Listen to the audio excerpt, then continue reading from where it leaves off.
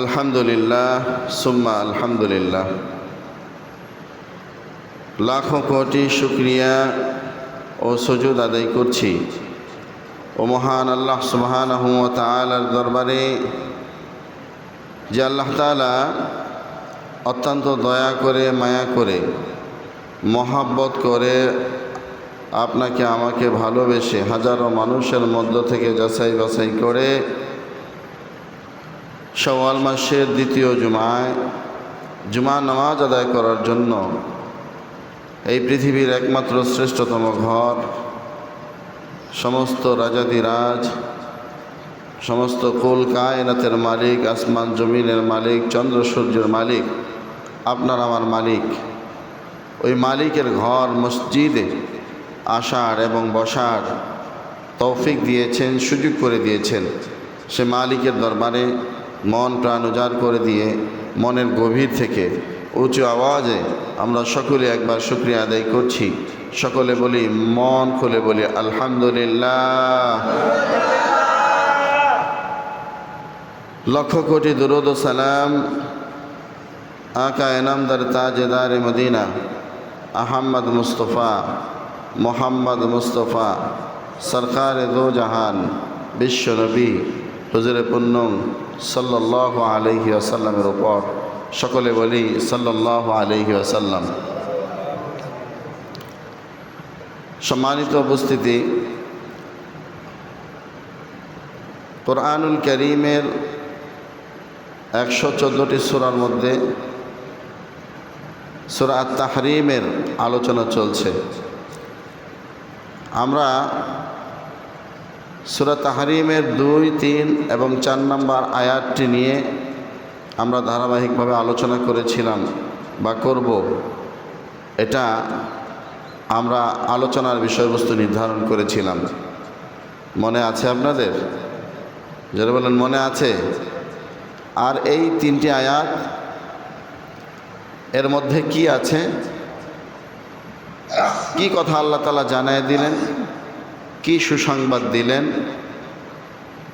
কি মেসেজ দিলেন, এটা আমাদেরকে মন প্রাণ দিয়ে মস্তিষ্ক খাটায়া আমাদেরকে খেয়াল করে শোনা লাগবে, শুনে আমল করা লাগবে। জোরে বলুন, কথা ঠিক কিনা? এই 3টি আয়াতের মধ্যে আমরা যা পাই সেটা হলো আল্লাহ সুবহানাহু ওয়া তাআলা বলেন যে মুমিনের 5টি গুণ, এবং এই 5 গুণওয়ালা মুমিন যারা, তাদেরকে আল্লাহ তাআলা 3টা পুরস্কার দিবেন। জোরে বলুন, কয়টা? আরও জোরে বলেন, কয়টা? 3টা। গুণের কথা কয়টা বলেছেন?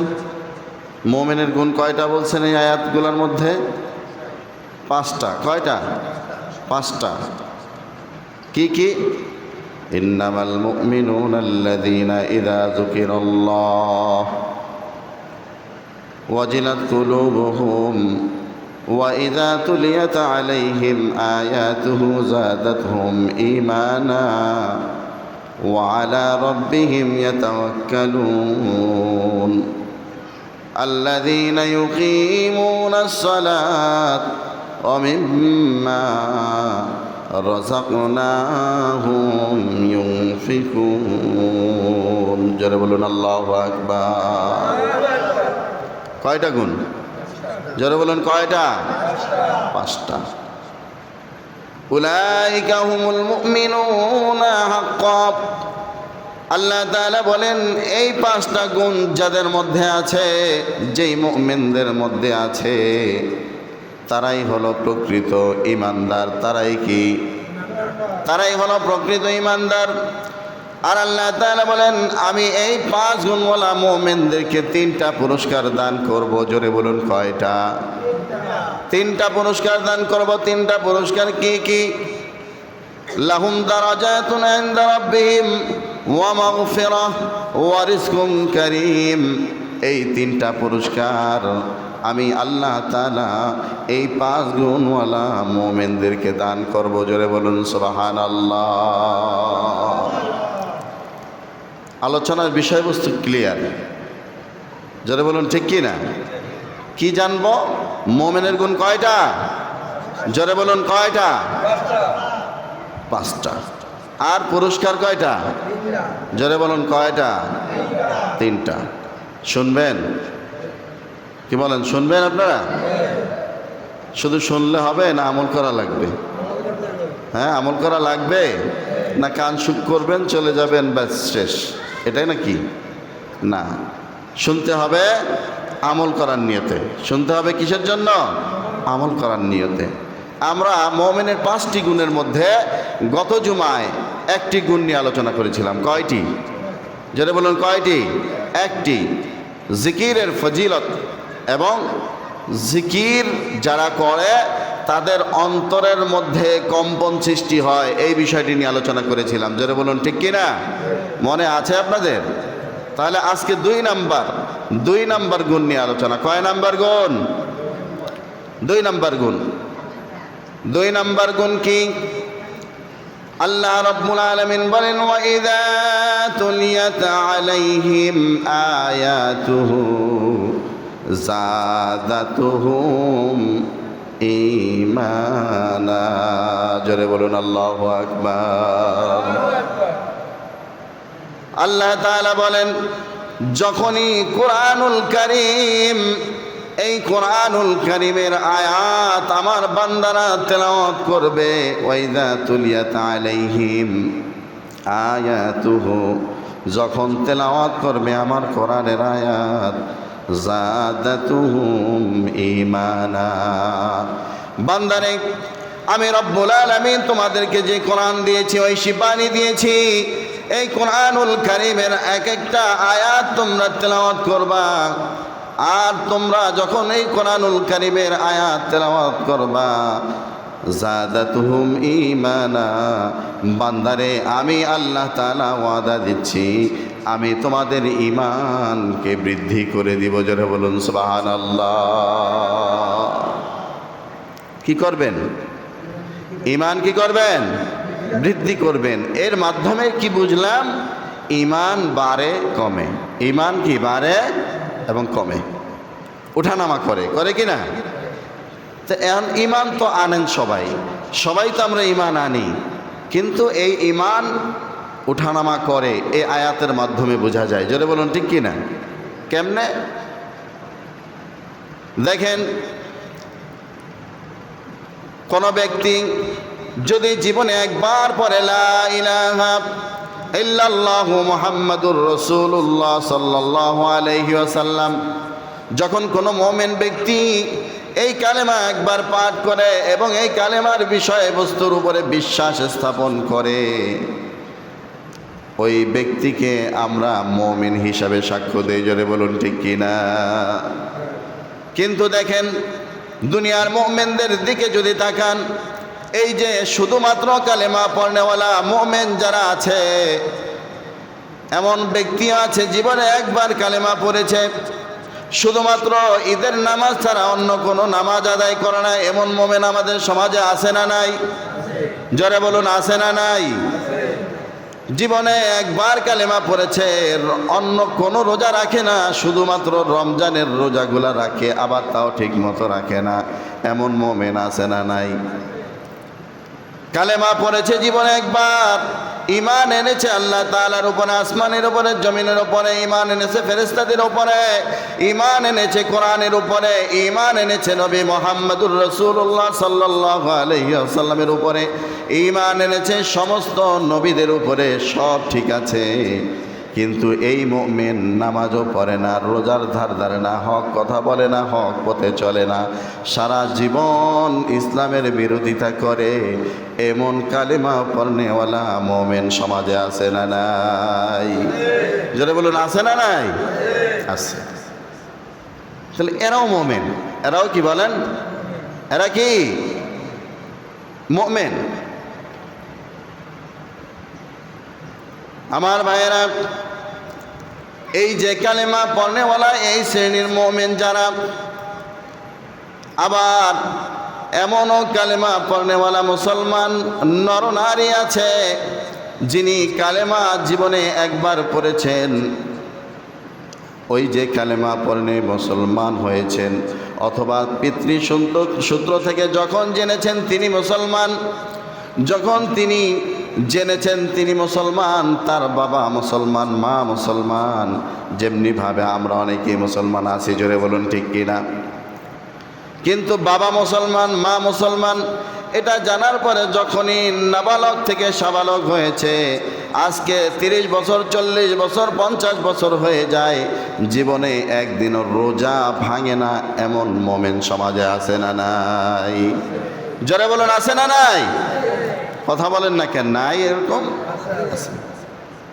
কালেমা পড়েছে অথবা পিতৃ অথবা মাতৃতুল্য থেকে, সেখান থেকে মোমেন স্বীকৃতি পেয়েছে যে আমি মোমেন, আমি মুসলমান। ওই যে এই কথাটা জানার পরে এই মোমেন এমন ভাইও আছে যিনি যার জীবনে এক ওয়াক্ত নামাজও তার জীবনে কাজা করে নাই, এমন মোমেন সমাজে আছে না নাই? আছে। ভারতের কুতুবউদ্দিন বখতিয়ার কাকি রহমতুল্লাহ আলাই, তিনি মৃত্যুর পূর্বে ওসিয়ত করে গিয়েছেন সন্তানদেরকে, হে আমার কলিজার টুকরা সন্তানেরা, আমার জানাজার নামাজ এমন একজন ব্যক্তিকে দিয়ে পড়াবা যে জীবনে 5 ওয়াক্ত নামাজ কাজা তো করেই নাই, তার জীবন অতিবাহিত করেছে, জীবন শেষ মুহূর্ত পর্যন্ত আসরের নামাজের যে সুন্নত আছে, আসরের নামাজের 4 রাকাত সুন্নত ঐচ্ছিক, এটা পড়লে সওয়াব আছে, না পড়লে গুনাহ নাই। ওই ব্যক্তি আসরের সুন্নতটা পর্যন্ত জীবনে কোনো দিন কাজা করে নাই, 3 গুণওয়ালা মুমিন, এবং জীবনে কোনো দিন কোনো বেগানা নারীর দিকে তাকায় নাই, এবং কোনো দিন তার তাহাজ্জুদ ছোটে নাই। এমন ব্যক্তিকে দিয়ে আমার জানাজা পড়াইবা, আর এই 3 গুণওয়ালা ব্যক্তি যদি জানাজার সামনে না থাকে, আমাকে বিনা জানাজায় কবরে দিয়া দিবা, কিন্তু এই 3 গুণওয়ালা মুমিন ছাড়া, ব্যক্তি ছাড়া আমার জানাজা যেন কেউ না পড়ায়। চিল্লায় বলেন সুবহানাল্লাহ। আল্লাহর ওলি মানুষ কি ওসিয়ত করে গেছে। আজকে যদি আমাদের সমাজের মধ্যে আমরা যদি এইরকম ওসিয়ত করি, তাহলে ছাকনি দিয়া চাললে একজন ব্যক্তিও কি এরকম সমাজের মধ্যে বের করা সম্ভব? জোরে বলেন সম্ভব? সম্ভব না।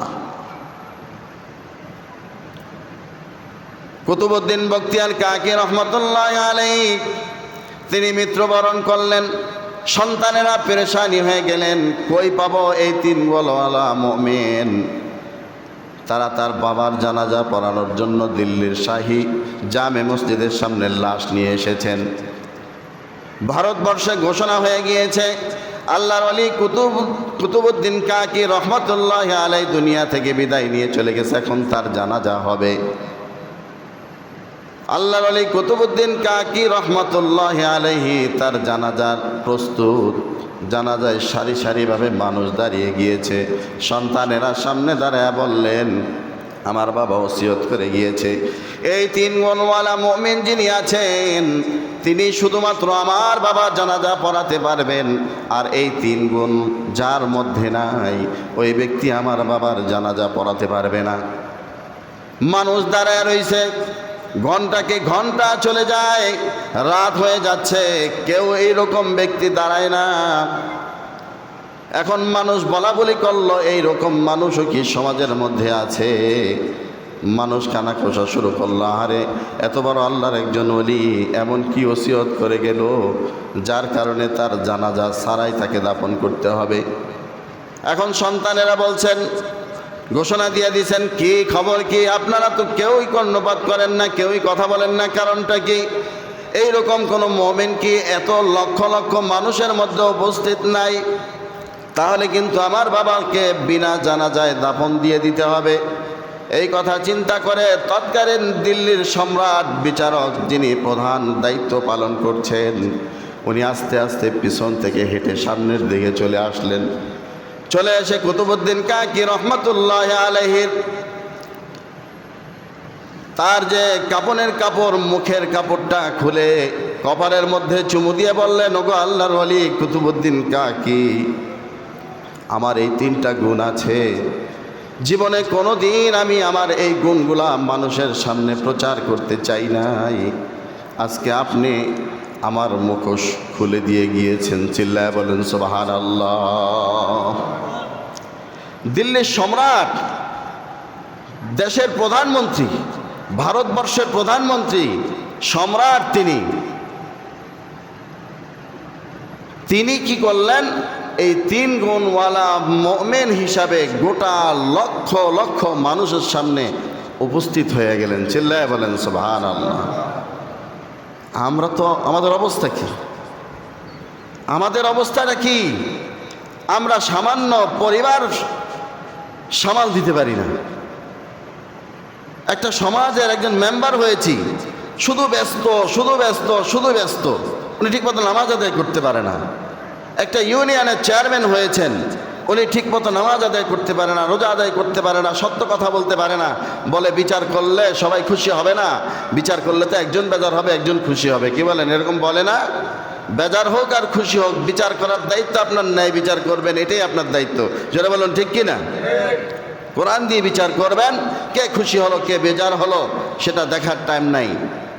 এমন বিচার করে দিয়েছেন খলিফা হযরত ওমরে ফারুক রাদিয়াল্লাহু তাআলা আনহু। ঘটনা অনেক বড়, সেই দিকে যাব না, ইনশাআল্লাহ সময় হলো অন্যদিন শোনাবো। যেই কথা বলতেছিলাম আমার ভাইয়েরা, আমরা সাধারণ মানুষ, আমাদের তেমন কোনো কর্মব্যস্ততা নাই। আমাদের তুলনায় দিল্লির যিনি সম্রাট, ভারতবর্ষের মতো একটা রাষ্ট্রের সম্রাট, তিনি কি আমাদের মতো এরকম অল্প ব্যস্ত না আরো বেশি ব্যস্ত? যারা বলেন অল্প না আরো বেশি?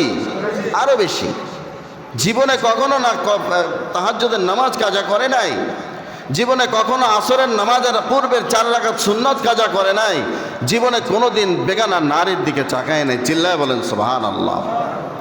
এই 3 গুণওয়ালা মুমিন তিনি কিভাবে হলেন? বোঝা গেল আপনি যতই ব্যস্ততা থাকেন না কেন, এই ব্যস্ততার দোহাই দিয়ে আল্লাহ তাআলার কাছে পার পাওয়া যাবে না। জোরে বলুন যাবে নাকি? যাবে না। দিল্লির সম্রাটের মতো এত ব্যস্ত মানুষ যদি এই কাজগুলা করতে পারে, আপনি আমি যদি বলি আল্লাহ পরিবারটা অনেক গরিব ছিল, কাজ করতে গেছি ঠিক মতো নামাজ আদায় করতে পারি না, এই সমস্ত অজুহাত দিয়ে বাঁচা যাবে? যারা বলুন বাঁচা যাবে? যাবে না। তাহলে তারা কেমন মুমিন ছিল? আমার ভাইয়েরা, এই যে দিল্লির সম্রাট যখন নামাজে দাঁড়ায় গেলেন, এই দৃশ্য দেখে আসমান থেকে অঝোর ধারায় গোড়া গোড়া বৃষ্টি শুরু হয়ে গিয়েছে। এই দৃশ্য দেখে গোটা মানুষ, লক্ষ লক্ষ মানুষ চোখের পানি ছাইরা দিয়া কান্দে। আহারে, আমাদের মধ্যে এরকম বড় বড় আলেম অভাব নাই, কিন্তু আলেম সাহেবের এত সুন্দর আমল নাই। কিন্তু দিল্লির সম্রাট, তিনি ওই ভারতবর্ষের প্রধানমন্ত্রী, তিনি কোনো বড় আলেমও না, কিন্তু তার ভিতরে কত সুন্দর 3টা গুণওয়ালা মুমিন তিনি হয়েই রয়েছেন। জোরে বলুন ঠিক কিনা? ইতিহাস সাক্ষী দেয়, এই যে কুতুবউদ্দিন কাকি রহমতুল্লাহ আলাইহির শুধুমাত্র জানাজার দৃশ্য দেখে ওই সময়ে ভারতবর্ষের লক্ষ লক্ষ হিন্দু এবং খ্রিস্টান মুসলমান হয়ে গিয়েছে। চিল্লায় বলেন সুবহানাল্লাহ। এরা ছিল মানুষ। এরা কি ছিল? মানুষ। এরা ছিল মানুষ। এজন্য বললাম কি, ওই যে কালেমা জীবনে একবার পড়েছে, নামাজ নাই, রোজা নাই, হজ নাই, যাকাত নাই, ভালো কোনো কাজ নাই তার ভিতরে, তার আমলের মধ্যে, তিনিও মুমিন। আর এই সমস্ত দিল্লির সম্রাটের মতো মুমিন ব্যক্তিরা, তারাও মুমিন। এই জন্য বলেছিলাম যে আল্লাহ তাআলা বলেন, ওয়া ইযা তুলিয়াত আলাইহিম আয়াতুহু যাদাতহুম ঈমানা। যারা আমি আল্লাহ তাআলার কোরআন অনুযায়ী কোরআনের আয়াত পাঠ করবে, আমি আল্লাহ তাআলা তাদের ঈমানকে বৃদ্ধি করে দিব। চিল্লায়া বলেন সুবহানাল্লাহ। তার মানে কি? ঈমান উঠানামা করে, কমে এবং বাড়ে। জোরে বলুন ঠিক কি না? আমরাও মুমিন, তারাও মুমিন। তাহলে ঈমান কমাবেন না বাড়াবেন? জোরে বলুন, ঈমান কমাবেন না বাড়াবেন? বাড়াবেন। এই জন্য দেখেন আমার ভাইয়েরা, কোরআনুল কারীম ঐশী বাণী এক মহাগ্রন্থ কোরআনুল কারীম কেমন কোরআন, কোরআনুল কারীম কেমন কোরআন। আল্লাহ রাব্বুল আলামিন কোরআনুল কারীমের মধ্যে বলেন, ও দুনিয়ার মানুষেরা, তোমরা যখন যেই সমস্যায় পতিত হও, যখন যেই সমস্যায় পড়ে যাও, আমার কোরআনের কাছে চলে আসো। জোরে বলুন, কার কাছে আসতে হবে? জোরে বলুন, কার কাছে? কোরআনের কাছে আসতে হবে। যদি কোরআনুল কারীমের কাছে আসা যায়, তাহলে আশা করা যায় আপনার আমার বাস্তব জীবন, সামাজিক জীবন, পারিবারিক জীবন, অর্থনৈতিক জীবন, গোটা জীবনটা যদি কোরআন দিয়ে গঠন করতে পারি, আল্লাহ তাআলা সমস্ত সমস্যার সমাধান তো দিবেনই, আমাদের সকলকে আল্লাহ তাআলা একজন কামিয়াবি মুসলমান হিসাবে কবুল করে নেবেন। চিল্লায় বলেন সুবহানাল্লাহ। কোরআনুল কারীম এই পৃথিবীর মধ্যে সর্বশ্রেষ্ঠ আল কোরআন। আমার ভাইয়েরা দেখেন, পৃথিবীতে যত গ্রন্থ এসেছে, আবার নবীরা দুনিয়া থেকে চলে গিয়েছে, তাদের গ্রন্থেরও সমাপ্তি ঘটেছে। জোরে বলুন ঠিক কিনা? আল্লাহ রাব্বুল আলামিন যত নবী রাসূল পাঠিয়েছেন, সমস্ত নবী রাসূলদেরকে আল্লাহ তাআলা মুজিজা দিয়েছেন। কি দিয়েছেন? জোরে বলুন, কি দিয়েছেন? মুজিজা দিয়েছেন। দাউদ আলাইহিস সালাতু ওয়াস সালামকে আল্লাহ তাআলা মুজিজা দিয়েছেন। সুলাইমান আলাইহিস সালাতু ওয়াস সালামকে আল্লাহ তাআলা মুজিজা দিয়েছেন। নবী মূসা আলাইহিস সালাতু ওয়াস সালামকে আল্লাহ তাআলা মুজিজা দিয়েছেন।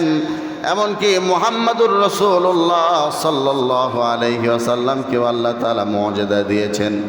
সমস্ত নবীদেরকে আল্লাহ তাআলা মুজিজা দিয়েছেন, কিন্তু আপনার আমার নবী, বিশ্ব নবী জনাবে মুহাম্মদুর রাসূলুল্লাহ সাল্লাল্লাহু আলাইহি ওয়াসাল্লামকে আল্লাহ তাআলা একটা নয়, দুইটা নয়, আল্লাহ রাব্বুল আলামিন মুহাম্মদুর রাসূলুল্লাহ সাল্লাল্লাহু আলাইহি ওয়াসাল্লামকে 3000-এরও বেশি মুজিজা দান করেছেন। জোরে বলুন সুবহানাল্লাহ। মূসা আলাইহিস সালাতু ওয়াস সালামের মুজিজা কি ছিল? মূসা আলাইহিস সালাতু ওয়াস সালামকে আল্লাহ তাআলা বলেন, ওমা তিলকা বিয়ামিনিকা ইয়া মূসা, ও মূসা তোমার হাতে এটা কি? মূসা আলাইহিস সালাতু ওয়াস সালাম বলছেন, আয় আল্লাহ, এটা একটা লাঠি। এটা কি? জোরে বলুন, এটা কি? মূসা আলাইহিস সালাতু ওয়াস সালাম বলছেন, এটা তো লাঠি।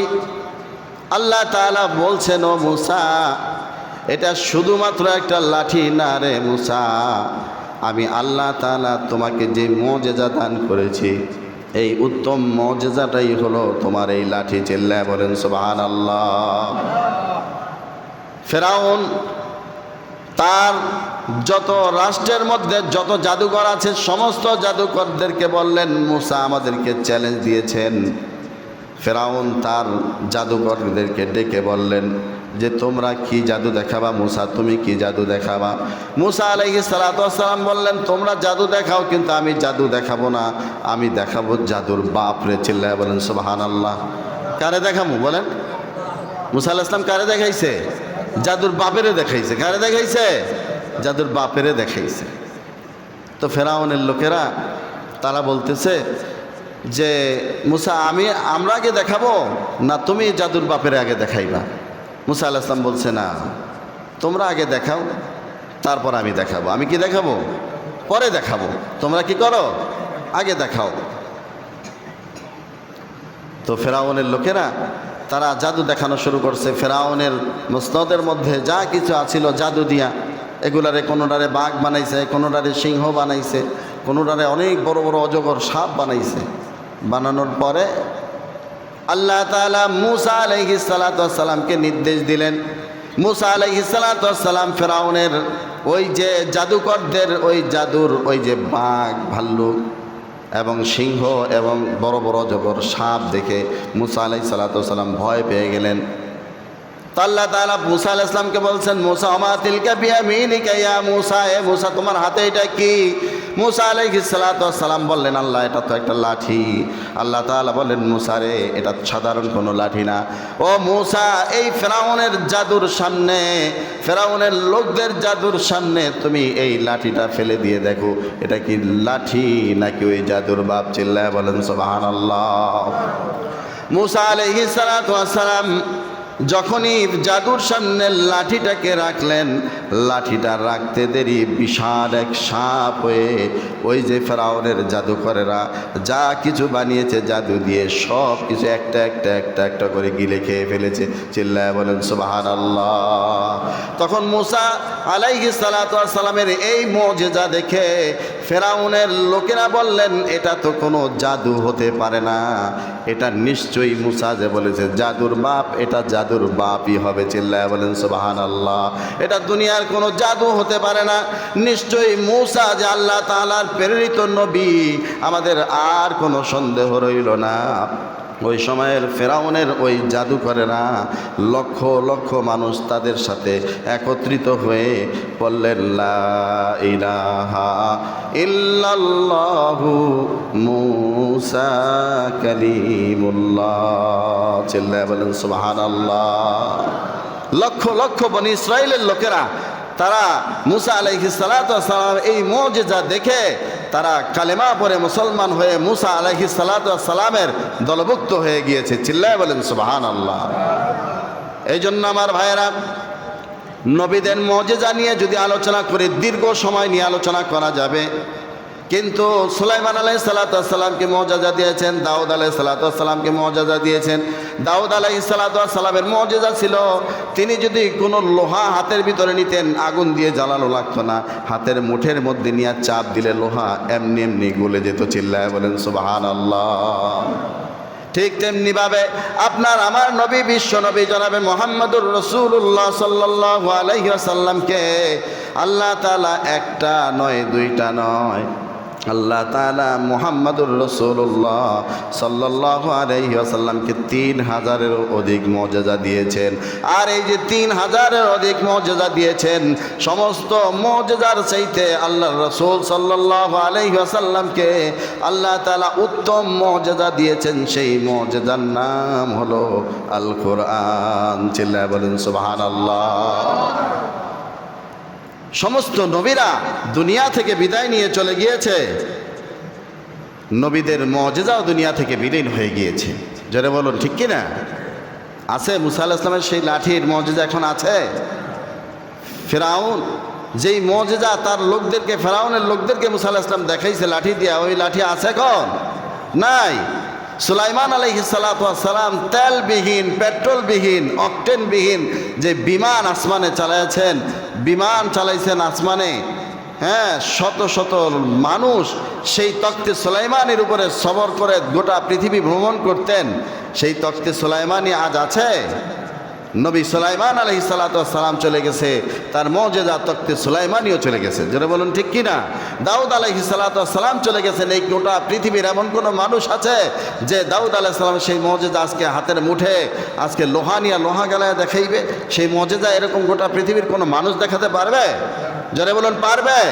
পারবে না।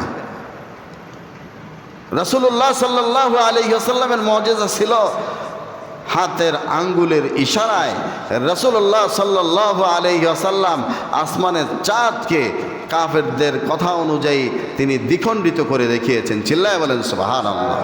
সেই মুজিজা আজকে গোটা পৃথিবীর কোনো মানুষ দেখাতে পারবে? পারবে না। নবীজি সাল্লাল্লাহু আলাইহি ওয়াসাল্লাম তার দিকে পাথর ধেয়ে আসছে, কাফেররা পাথর ফালাইছে পাহাড়ের উপর থেকে, রাসূলুল্লাহ সাল্লাল্লাহু আলাইহি ওয়াসাল্লাম ইশারা করেছেন তো পাথর সেখানে দাঁড়িয়ে আছে। আজও হাজিরা সাক্ষী দিচ্ছেন সেই পাথর রাসূলুল্লাহ সাল্লাল্লাহু আলাইহি ওয়াসাল্লামের হাতের ইশারাতে যেখানে দাঁড় করিয়েছেন আল্লাহ রাসূল সাল্লাল্লাহু আলাইহি ওয়াসাল্লাম, সেই পাথর আজও পর্যন্ত সেই পাহাড়ের গায়ে এখনও লেগে আছে, ঝুলে আছে। চিল্লায় বলেন সুবহানাল্লাহ। সেই মুজিজা এখন আছে, দেখাতে পারবে কেউ? হ্যাঁ, এখন আর কেউ এই পাথরকে ইশারা করে দাঁড় করিয়ে দেখাতে পারবে? পারবে না। কিন্তু রাসূলুল্লাহ সাল্লাল্লাহু আলাইহি ওয়াসাল্লাম তার উত্তম মুজিজা কোরআনুল কারীমকে তিনি সাথে নিয়ে যান নাই। এই কোরআনুল কারীম কিয়ামত পর্যন্ত আপনার আমার জন্য রেখে গিয়েছেন। জোরে বলুন ঠিক কি না? কেন রেখে গিয়েছেন? কারণ কি? কারণ কি? কারণ কোরআন হলো কমপ্লিট কোড অফ লাইফ, একটা পূর্ণাঙ্গ জীবন ব্যবস্থার নাম। নবীরা দুনিয়া থেকে বিদায় নিয়ে চলে গিয়েছেন। মুসা আলাইহিস সালাতু ওয়াস সালামের পরে অন্য নবী এসেছেন। ঈসা আলাইহিস সালাতু ওয়াস সালামের পরে মুহাম্মদুর রাসূলুল্লাহ সাল্লাল্লাহু আলাইহি ওয়াসাল্লাম এসেছেন। কিন্তু এরপরে আর কোনো নবী আসবে না। রাসূলুল্লাহ সাল্লাল্লাহু আলাইহি ওয়াসাল্লাম বলেন, আনা খাতামুন নাবিয়্যিন লা নাবিয়্যা বাদি, আমি শেষ নবী, আমার পরে আর কোনো নবী আসবে না। অতএব যদি নবীরা না আসে তাহলে নতুন করে আসমানি গ্রন্থ নাজিল করবে এরকম কোনো সুযোগ আছে? যারা বলুন আছে? নাই। নবীজি দুনিয়া থেকে বিদায় নিয়ে চলে গেছেন, উত্তম মুজিজা কোরআনুল কারীমকে রাসূলুল্লাহ সাল্লাল্লাহু আলাইহি ওয়াসাল্লাম রেখে গিয়েছেন। কেন রেখে গিয়েছেন মুসলমান? আজকে আমাদেরকে শিক্ষা নিতে হবে। আলোচনা শুনে কান শুক করলে হবে না, শুধুমাত্র আমাদেরকে আমলের নিয়তে কথাগুলো শুনতে হবে। এই কোরআনুল কারীম রেখে গিয়েছেন এই কারণে, কারণ হলো উম্মতে মুহাম্মাদি রাসূলুল্লাহ সাল্লাল্লাহু আলাইহি ওয়াসাল্লামের ওয়ারিস ওলামায়ে কেরাম এই কোরআন ও হাদিস অনুযায়ী আমাদেরকে যেই দিক নির্দেশনা দিবেন আমরা সেই অনুযায়ী আমাদের জীবন আদর্শ গঠন করব, আমাদের জীবনকে পরিচালিত করব, আমাদের সমাজকে পরিচালিত করব, আমাদের রাষ্ট্র পরিচালিত করব, আন্তর্জাতিকভাবে আমরা কিভাবে তাদের সাথে ডিল করব সব কিছুই কোরআন থেকে শেখা লাগবে। এই শিক্ষা কোরআন থেকে নেওয়া লাগবে। জোরে বলুন ঠিক কি না? এখান থেকে শিক্ষা নিতে হবে আমার ভাইয়েরা। আর যদি মুমিন কোরআনুল কারীমের এই আয়াত এবং এই কোরআন থেকে যদি শিক্ষা নিয়ে জীবন পরিচালিত করতে পারেন, আর যদি আল্লাহ তাআলার কোরআন যত বেশি পড়বেন, এই জন্যই তো আল্লাহ তাআলা বলেন ওয়া ইযা তুলিয়াত আলাইহিম আয়াতুহু যাদাতুহুম ঈমানা। আল্লাহ তাআলা বলেন বান্দারে কোরআনুল কারীম তেলাওয়াত করবা, অর্থ বুঝে তেলাওয়াত করবা, কোরআনুল কারীম অনুযায়ী জীবন পরিচালিত করবা। আর যখন কোরআনুল কারীম অনুযায়ী জীবন পরিচালিত করবা, আমি আল্লাহ তাআলা ওয়াদা দিলাম যাদাতুহুম ঈমানা, তোমাদের এই দুর্বল ঈমানটাকে আমি আল্লাহ তাআলা ঈমান দিয়ে উঁচু মাপের ঈমানদার হিসাবে তোমাদেরকে আমি আল্লাহ তাআলা কবুল করে নিব। জোরে বলুন সুবহানাল্লাহ। এর মাধ্যমে আমরা কি বুঝলাম? আল্লাহ তাআলা যে বললেন যে কোরআনের মাধ্যমে আমি আল্লাহ তাআলা কি করি, কোরআন তেলাওয়াতের মাধ্যমে, কোরআনের মাধ্যমে আমি মানুষের ঈমানকে কি করি ভাই? বৃদ্ধি করে দেই। এই যে মসজিদের মধ্যে এসেছি আমরা কোরআন শুনতেছি, সত্যি করে বলেন তো, আল্লাহর কসম করে বলেন তো, বাহিরে যে অবস্থা আপনার অবস্থা ছিল দিলের, এখনও মসজিদের মধ্যে আসার পরে কোরআনের কথা শোনার পরে, কোরআনুল কারীমের আয়াতগুলো তেলাওয়াত শোনার পরে আপনাদের ঈমান অবস্থা কি বাহিরের মতো আছে না আরও বেশি বৃদ্ধি পেয়েছে? জোরে বলুন বাড়ছে না কমছে? জোরে বলুন বাড়ছে না কমছে? বাড়ছে। আবার যখন বাহিরে চলে যায় আবার ঈমান আস্তে আস্তে কমতে থাকে, আস্তে আস্তে কি করতে থাকে? কমতে থাকে। এই জন্য কোরআনুল কারীমের তেলাওয়াত করবেন না ছাড়বেন? জোরে বলুন করবেন না ছাড়বেন? কেমনে করবেন? কেমনে করবেন? পোলা পানি তো ঠিকমতো পড়ান না, নিজেরা তো জীবন ভর কোরআন পড়েনি নেই। আলহামদু সূরাটা যদি কোনো 5 ওয়াক্ত নামাজি এমন ব্যক্তি আছেন, আলহামদু সূরাটা যদি বলতে বলি দাঁত 32টা একেবারে মনে করেন ভেগা সেগা হয়ে যাবে, এরকম সূরা ফাতিহাটা সহি শুদ্ধভাবে পড়তে পারেন না, এরকম মুমিন আমাদের সমাজে আছে না নাই? জোরে বলুন আছে না নাই? আছে। তাহলে কি শিখলে? ঈমানদার দাবি করেন, ঈমানদার। কেমন ঈমানদার আপনি বলেন তো? কেমন ঈমানদার আপনি? কোরআন তেলাওয়াত করতে পারেন না? আপনি কেমন মুমিন? আপনার যে একমাত্র দলিল, আপনি যদি জমির মালিক হন, দলিল না বোঝেন, আস্তে আস্তে আস্তে আস্তে আপনার প্রতিবেশীরা আপনার জমিনকে আস্তে আস্তে গ্রাস করতে থাকবে। জোরে বলেন ঠিক কি না? দলিল না বুঝলে জমিন কি আপনারটা মানে স্থায়ী থাকবে না? আস্তে আস্তে এটা প্রতিবেশীরা খেয়ে ফেলবে। জোরে বলুন খাবে কি না? খাবে। এখন মুসলমানদের দলিল হলো কোরআন। এই কোরআনই যদি আপনি না বোঝেন, কোরআনই যদি আপনি ধরে রাখতে না পারেন, তাহলে আজকেও ওই যে জমিওয়ালা যেমনি জমিন দলিল না থাকার কারণে বা দলিল থাকে না বোঝার কারণে আস্তে আস্তে তার দলিল তার জমিন অন্যরা গ্রাস করে ফেলছে, ঠিক তেমনিভাবে আমরা মুসলমান, আমরা কোরআন না ধরার কারণে, কোরআন না বোঝার কারণে, আমাদের এই দলিল না থাকার কারণে, বা আছে কিন্তু বুঝি না, ঘরে আছে কিন্তু জীবনও তেলাওয়াত করি না, খুলে দেখি না, মসজিদের তাকে আছে জীবনে খুলি না, তেলাওয়াত করি না, দেখি না, বুঝি না, যার কারণে আজকেও ইহুদি খ্রিস্টানেরা আমাদের ঈমান চুরি করে নিয়ে যাচ্ছে। জোরে বলুন ঠিক কি না? এজন্য আমরা মুসলমান, আমরা কোরআন পড়ি না, আমাদের সন্তানগুলোকে আমরা কোরআন পড়াইতে চাই না। মাত্র 300 টাকা, 500 টাকা, 1000 টাকা বেতন লাগে, এটার জন্য কত অজুহাত, কত অজুহাত। মাস শেষে মাদ্রাসায় একটা ছেলে পড়ে, ঠিকমতো বেতনটা পর্যন্ত দিতে চায় না। পোড়া কপাল মুসলমান, নিজের জীবনটাকে ধ্বংস করেছেন। আজকে এই মাত্র সামান্য 300-500 টাকা এই খরচ করার ভয়ে আপনার সন্তানকে আপনি আলেম বানাতে চান না, আপনার সন্তানকে আপনি কোরআন শিখাতে চান না। আপনি কি জান্নাতের পথে হাঁটছেন না জাহান্নামের দিকে হাঁটতেছেন, সেটা আপনার বিবেককে জিজ্ঞেস করার সময় এসেছে। জোরে বলুন ঠিক কিনা? আকিস বিড়ি, একটা ভ্যানসন সিগারেট, এই ভদ্রলোক সে তার মাসে সিগারেট বিল লাগে 1500-2000 টাকা, কিন্তু এইরকম নাফরমান, এইরকম ছাগল মার্কা লোক আছে, তার সন্তানকে 500 টাকা দিয়ে কোরআন শিখাতে চায় না। এরকম লোক নাই ভাই আমাদের সমাজে? যারা বলুন নাই আছে। তাহলে আপনি কিসের মুসলমান মিয়া? মুসলমান নাম নিলেই কি মুসলমান হয় নাকি? মুসলমান নাম নিলে মুসলমান হয় না, হওয়া যায় না। মুসলমানিত্ব গ্রহণ করতে হয়, আর যদি মুসলমানিত্ব গ্রহণ করতে পারেন তবেই আপনি মুসলমান। যারা বলুন ঠিক কিনা? এই জন্য তালবাহানা দুনিয়ার মানুষকে দেখানো যায়, আল্লাহ তাআলার দরবারে কোনো তালবাহানা চলবে না। চলবে? চলবে না। এই জন্য কোরআন থেকে আমাদেরকে শিক্ষা নিতে হবে, বেশি বেশি কোরআন তেলাওয়াত করতে হবে, কোরআন তেলাওয়াতের মাধ্যমে নিজেদের ঈমানকে বৃদ্ধি করতে হবে, কোরআন অনুযায়ী নিজেদের সামাজিক জীবন, পারিবারিক জীবন, অর্থনৈতিক জীবন, রাজনৈতিক জীবন, আন্তর্জাতিক জীবন, রাষ্ট্রীয় জীবন, গোটা জীবনটাকে আমরা এই কোরআন দিয়ে আমরা গঠন করব। জোরে বলুন ঠিক কিনা? আল্লাহ তাআলা আমাদের সকলকে এই কথাগুলোর প্রতি আমল করার তৌফিক দান করুন। সকলে বলে আমিন। ওয়া আখির দাওয়ানা আনিল হামদুলিল্লাহি রাব্বিল আলামিন।